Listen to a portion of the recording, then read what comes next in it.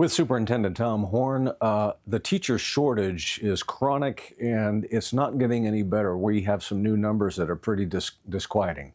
Can you explain where we are? Yes, more than 1,000 teachers quit the profession since July of this year.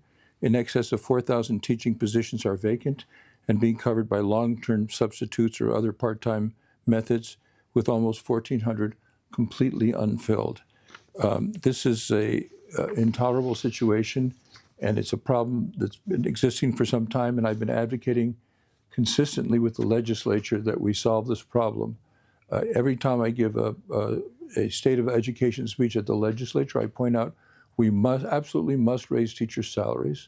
They've been underpaid for too long. The other thing is failure of administrators to give proper support to teachers. Now, we have a lot of great administrators who do give support to teachers, but not all of them. And some of them have adopted this philosophy that somebody misbehaves and they say, oh, you poor darling, it's not your fault. You come from a poor family or something like that. No, actions have to have consequences. I had a teacher who told a student to do her work. She agrees with my philosophy. Every instructional minute is precious. And the student said, F you, but didn't use the letter. She used the word. The teacher calls the administrator. This is in Phoenix Union High School District. And the administrator says, use your social emotional learning. Well, that doesn't include any disincentive for misbehavior. Actions have to have consequences.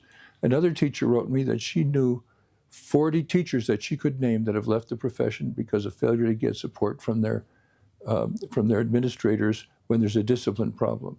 I'm sure everybody watching would not want to have to try to teach a class if kids were misbehaving and the administration wasn't willing to do anything about it. So those are the two things we absolutely must do.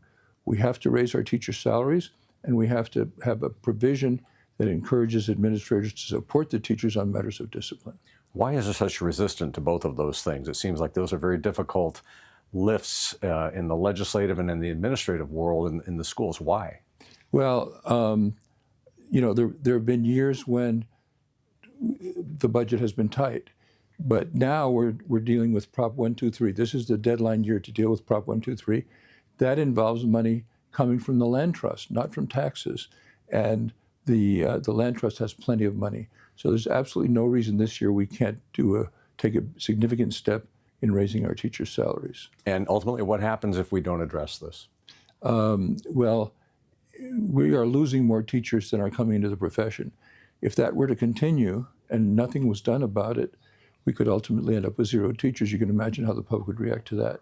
So I've emphasized when I talk to the legislature, we must raise teacher salaries and we must provide incentives for administrators to support teachers to have discipline in the classroom.